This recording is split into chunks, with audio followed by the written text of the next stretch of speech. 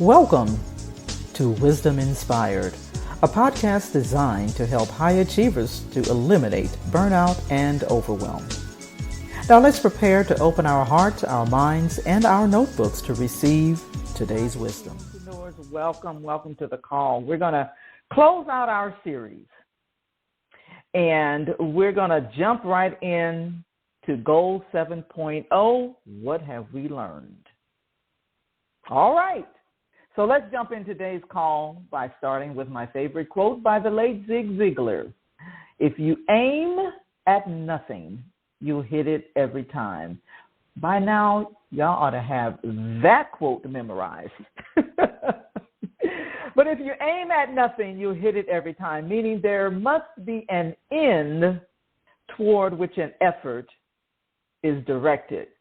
But an even bigger problem exists among my entrepreneurial family, and that is we aim at everything. Everything. Have you ever gone to like the state fair and you stop by one of those booths with and they have these little guns or, pistols or whatever, and then you get it in your hand and then these little targets pop up, and as soon as one pops up, you aim at it, you try to hit it, then there's another one, and then there's another one. That's what we're doing. We're jumping around every time we see another moving target pop up. We get distracted. We lose our focus, and we try to catch the next moving target. We move from one program to another, to a 5-day challenge, to a new webinar, a new training, and we're not sticking around to remember what God originally told us. We're not sticking to the plan. You want to know how I know? Because God had to remind me of this very thing. He said to me it's been like maybe a few weeks or a couple of months. Well, that's a big gap. But anyway, he reminded me, he said, to start where you are with what you have. Stick with what I told you. Stay around long enough for it to work.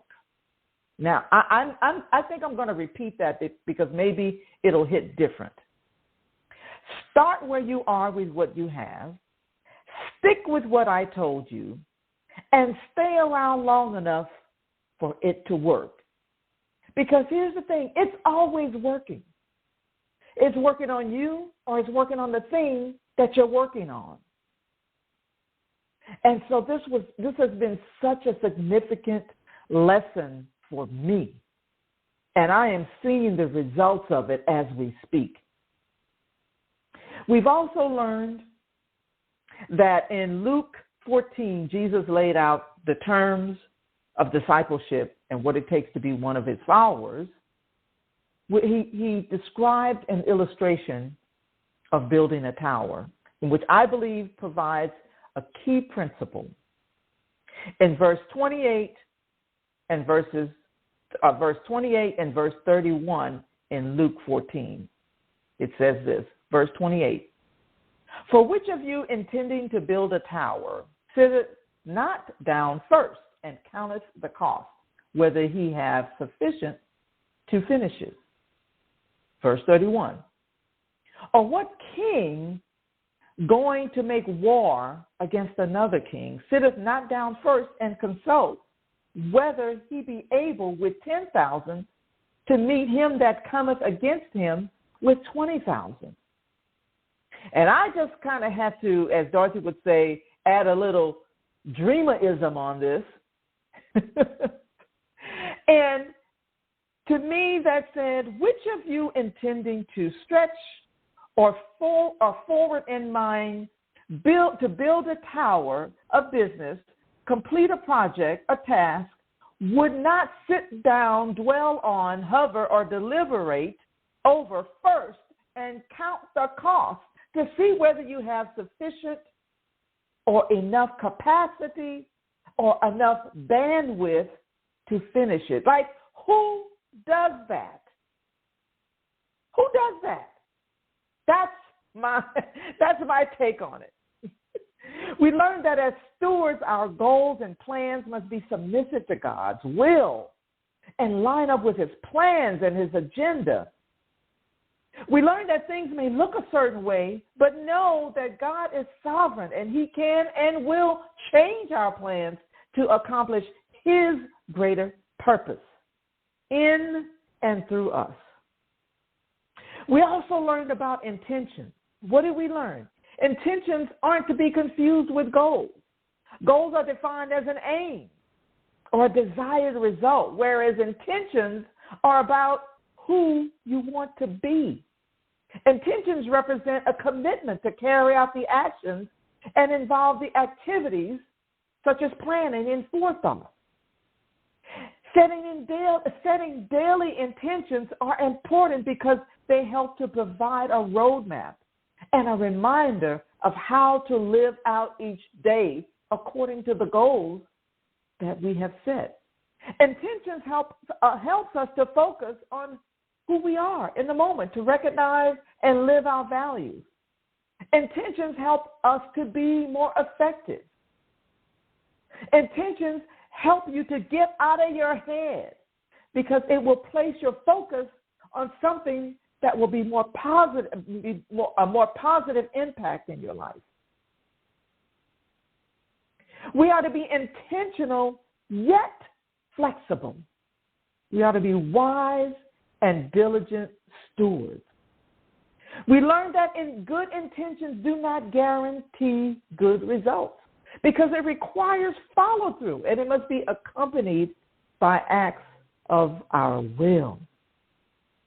We learned that to best meet our goals, we should use the season that we are in to prepare for the season ahead.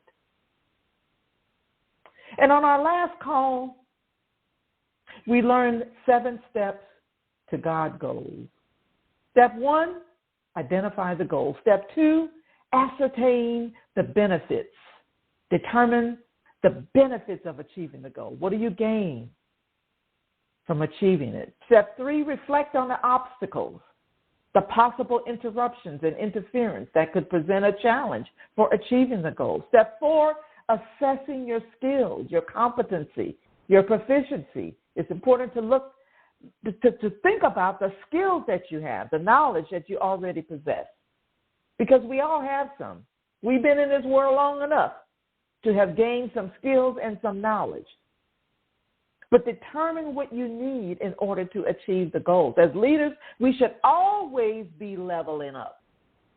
Step 5, consider the people and the resources that you'll benefit from the support of other people.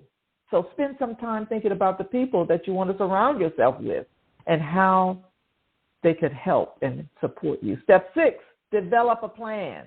Begin thinking about the details of how you will achieve the goals. And step 7 was create a timeline so that you don't find yourself in this constant loop of busyness with no end in mind.